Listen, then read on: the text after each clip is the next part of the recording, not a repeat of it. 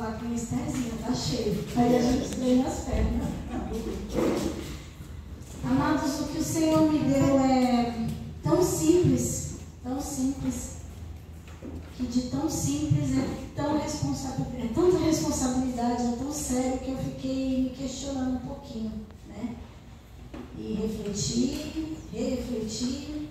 O Senhor me deu essa palavra na sexta-feira, depois eu voltei, depois voltou.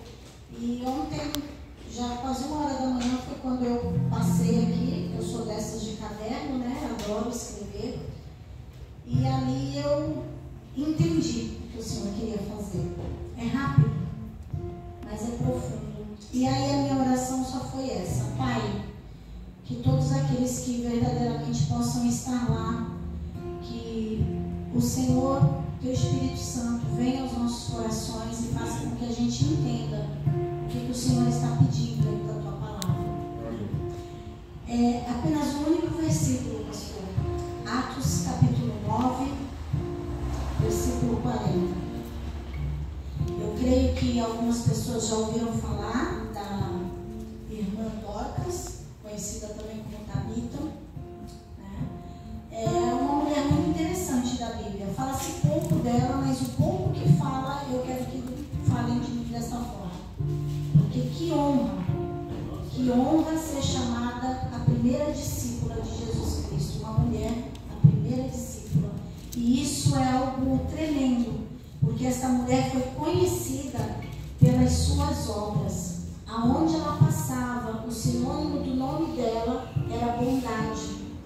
E ter esse sinônimo de nome é algo tremendo. Não que de verdade o nome dela signifique bondade, mas a conduta dessa mulher, a forma como ela agia. E o Senhor me levou nesse texto. Depois eu convido aos irmãos para fazer a lição de casa, tá?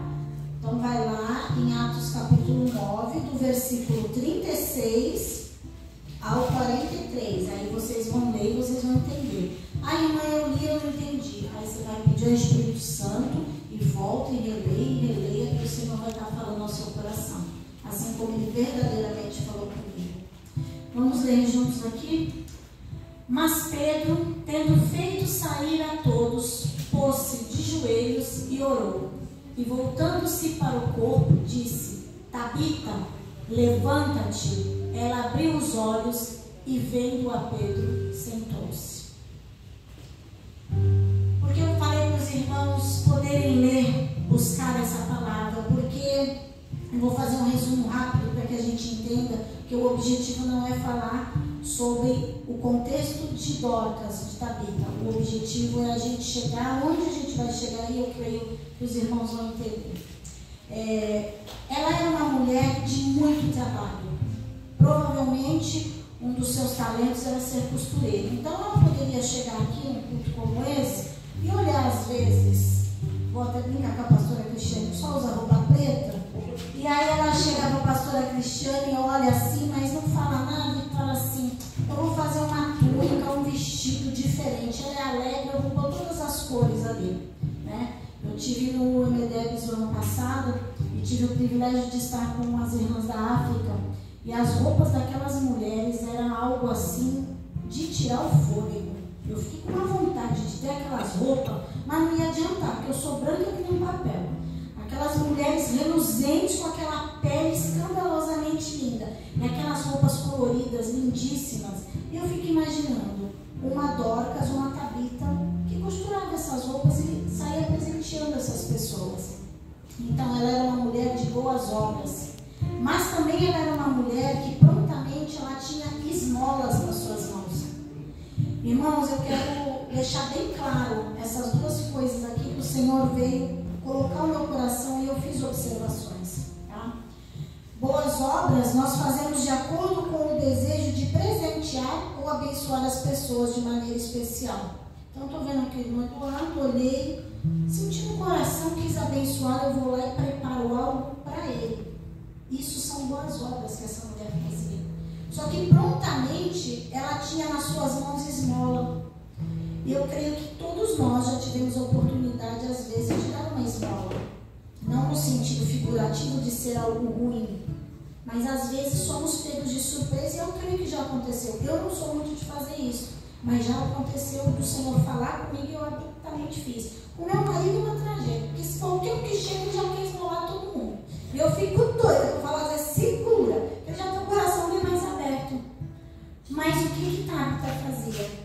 A esmola, irmão, ela é dada abruptamente, porque a gente vê a necessidade e Deus fará isso. Então, às vezes, vai chegar pessoas em nossas vidas numa situação que nós vamos ter esmolas prontamente para entregar. Não no sentido figurado do dinheiro em espécie, mas no sentido de uma palavra, no sentido de uma postura, no sentido de que a nossa vida, às vezes, para algumas pessoas que ainda não tiveram esse encontro impactante com Cristo, vai ser a própria esmola da necessidade daquela pessoa naquela hora. E às vezes a gente nem imagina que muitas vezes tem dia que a gente não está bem, né? Graças a Deus, porque se todo dia a gente estivesse bem, o Senhor já recolhe. Então ainda bem que a gente está aqui um pouquinho mais na terra para trabalhar, e no dia que nós não estamos bem, é muito comum. Eu creio que todos nós já passamos por essa experiência, da pessoa chegar e falar assim: você foi tão usado por Deus. Aí você contém até teus pensamentos e fala: Senhor, misericórdia daquilo que eu falei, daquilo que eu pensei, daquilo que eu estou hoje. Porque você que conhece o seu íntimo, como eu também, a gente sabe que naquele dia a gente não tinha nada para fazer, a gente não tinha nada para ofertar. Mas o Senhor vem e nos usa como uma esmola na vida das pessoas. Então, Tabita, Dorcas, né? Alguns ficam nessa confusão, mas é a mesma coisa. Ela fazia muita coisa e ela estava cheia de trabalho, e com ela tinha uma legião de irmãs. Provavelmente devia também ser o que a gente fala hoje, uma líder de departamento de mulheres, porque é uma mulher que tem muitos dons, acaba ensinando outras e assim vai trazendo o mundo ao seu redor. Só que, como toda boa pessoa que faz obra, que está ali na casa do Senhor trabalhando, aconteceu algo que é a nossa única certeza na vida. E eu quero falar isso com vocês, eu mesmo vou perguntar, eu mesmo já vou responder, mas às vezes a gente está na igreja, tem esse hábito de a minha certeza é Jesus Cristo. Não, gente, vamos parar com isso. A única certeza de verdade que a gente tem na vida é que quem nasceu vai morrer. Esse é fato. Você pergunta isso para um cristão, não cristão, seja quem for, qual a única certeza que você pode ter na vida? A pessoa até na brincadeira sai, abruptamente. Eu sei que um dia eu vou morrer. Meu pai falava assim: a gente nasce com um número, uma senha. Um dia Deus grita: bingo, tu sobe ou desce? Meu pai falava: hora para subir. E é verdade, é a única certeza que nós temos, né? Nós ficamos temerosos em falar da morte, porque é algo dolorido, mas ela faz parte da vida. E é muito estranho de entendimento da gente poder dizer: poxa vida, uma pessoa que trabalhava tanto para o Senhor, uma pessoa tão caridosa, uma pessoa que fazia boas obras, uma pessoa que esmolava, uma pessoa que estava com a mão na lida, de repente ela adoece. E desse adoecimento ela morre. E aí fica toda aquela comunidade, todas aquelas pessoas que cercam Dorcas desesperadas, de dor, algumas até com indignação. Porque quando a gente perde alguém querido, é muito difícil. Mas quando a gente perde alguém querido, não só para a nossa intimidade, mas querido de um círculo inteiro que aquela pessoa vive, é um buraco tão grande que fica, que a gente tem que se reinventar, se refazer e tentar buscar lembranças de como aquela pessoa era para a gente continuar caminhando. E por conta da morte dela, em cidades vizinhas, né? Pedro, o apóstolo Pedro, estava numa cidade vizinha, né? Que ele estava em... que só estava, vamos ver aqui, Lida.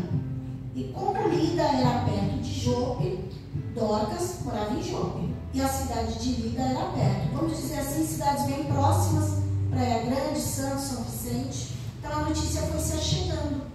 O interessante é que, por falarem tanto do que ela fazia, de como ela era, o apóstolo Pedro, mesmo que... A sensação que eu tenho quando eu li aqui, isso é coisa minha, não está na Bíblia, tá? Mas eu viajo literalmente na maionese, vou no texto. A sensação que eu tive é como se ele quisesse ir lá, mesmo ela já morta, conhecer. Porque era uma pessoa que estava todo mundo falando. Ela partiu, mas ela era isso, ela era aquilo, enfim. convidaram ele para ir lá fazer, né, sepultamento, oferecer uma palavra, como a gente sabe, como é feito, e ele foi. Só que desde o começo eu estava observando, e a gente sabe que o Espírito Santo é o mesmo, ele testifica da nossa fé, né? O irmão trouxe os louvores, pediu a presença do Espírito Santo. Sem a presença dele, nada disso se realizaria na vida de Pedro.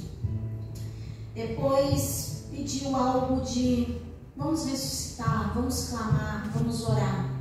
Isso foi pedido. E depois da gente estar falando, né? Vamos clamar o quão real é a tua presença. Porque qualquer que seja a decisão que o Senhor permite, Ele continua sendo Deus em nossas vidas, e a presença continua sendo na perda, sendo no ganho, sendo no sim e principalmente sendo no não. E o interessante de tudo isso, amados, é que Pedro sentiu realmente do Espírito Santo a direção de entrar no quarto, colocar uma irmã no quarto alto da casa. Dentro dessas escrituras todas saem milhares e milhares de pregações, tem milhares e milhares de simbologia que a gente poderia passear. Mas isso fica para um outro dia. O que o Senhor quer fazer aqui hoje é algo muito específico. E quando Pedro foi ali, ele pediu para todo mundo se retirar. E aqui nós vamos entrar na palavra.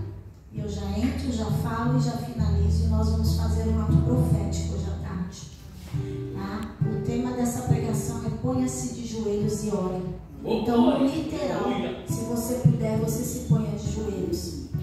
Porque quando Pedro pediu para todos se retirar, exatamente, às vezes assim que está a nossa vida, a gente está rodeado de pessoas, a gente está clamando, a gente está falando, as pessoas até sabem quais são os nossos problemas, mas o Senhor pediu para ele ir para um lugar íntimo, só ele e o Pai, só ele e Jesus Cristo, só ele e o Espírito Santo.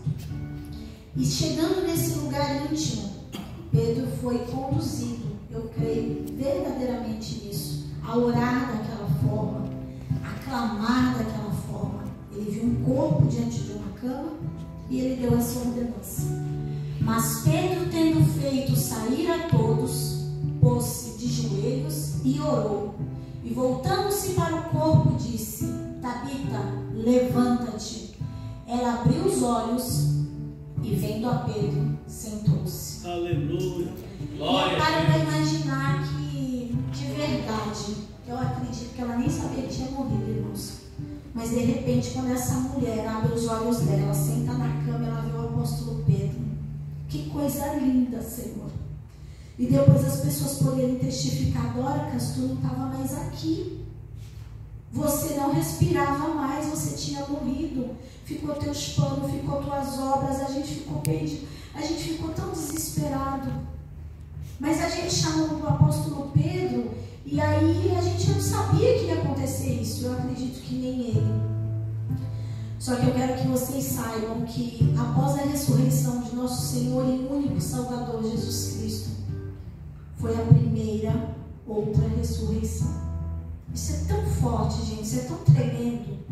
Ninguém pediu coisas, ninguém pediu nada que não fosse, sabe, palpável para se usar nessa terra. Só pediu que aquela vida pudesse ter mais dias para concretizar a obra que ela precisa. Aleluia. Aleluia. Eu quero pedir aos irmãos que de verdade tragam a memória de vocês hoje, agora, no mais íntimo e profundo.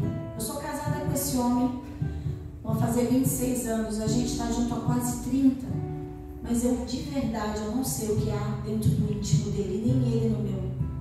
Mas o Senhor sabe o que há de verdade no íntimo dele e no meu. Porque nós somos filhos. Deus não é meu sogro, não é sogro dele, ele é meu pai. E nesse momento a gente se torna co-irmãos, herdeiros do mesmo trono, do mesmo céu, da mesma terra. Mas tem intimidades nossas tão ocultas, os casados que estão aqui sabem do que eu estou falando, que a gente não fala. Aliás, a gente não externa nem para o nosso pai. E o Senhor hoje está te convidando a se pôr de joelhos e orar e pedir a ressurreição do teu mais íntimo e profundo pedido. Eu não sei se é a cura de uma alma, eu não sei se é a salvação da sua família, eu não sei se é a própria libertação da sua mente, eu não sei qual é a sua necessidade, a cura física, eu não sei, irmãos. Eu não sei se é a provisão de um novo trabalho, eu não sei o que é. Eu não sei se é para a gente se manter novamente, somente com os olhos fitados no Senhor. Mas o que o irmão abriu o culto aqui e falou é fato. Se nós não levarmos nosso primeiro mandamento, o único que o Senhor deixou lá, amai-vos uns aos outros, a gente vai partir, não, a gente vai ficar. E eu não quero ficar. Eu não posso ficar. E ainda que a gente não goste comigo os outros, por exemplo, o vizinho, eu não vou trazer o vizinho, irmão, eu vou trazer a igreja. Porque se nós estamos aqui, o Senhor está falando conosco. Eu não quero ver nenhuma dessas cadeiras que às vezes a gente sabe que aquela pessoa senta aqui ou ali. Eu não quero saber de ninguém que vai ficar. Eu quero todos lá no céu. Aleluia. Porque nós precisamos uns dos outros. Nós não somos ninguém sem o outro. Ninguém pode ser feliz sem o outro. Feliz a gente é quando faz aquela comida e tem alguém para comer desesperadamente, acabar com ela e dizer que delícia. Porque senão a gente come tudo, engorda e ainda vai reclamar que engordou e comeu demais. É mais ou menos por aí. Então eu convido aos irmãos que possam estar dobrando seu joelho, falando com Deus. Vai ser muito difícil para alguns. Eu confesso que às vezes até para mim. Porque é mais gostoso quando alguém ora por mim, quando alguém intercede por mim, quando alguém fala aquilo que eu devo falar. Mas não tem como saber o que eu preciso falar. Não está no meu íntimo. E agora é uma prova de fogo. Nós vamos orar, nós vamos clamar a presença do Senhor por algo que intimamente, às vezes a gente até está protelando de fazer. Mas hoje o Senhor quer quebrar essas cadeias e realizar esse propósito. Eu vou pedir que cada um ore, mas eu quero pedir a pastora Kátia, a diaconisa Luísa também, que estejam dividindo esse período de oração.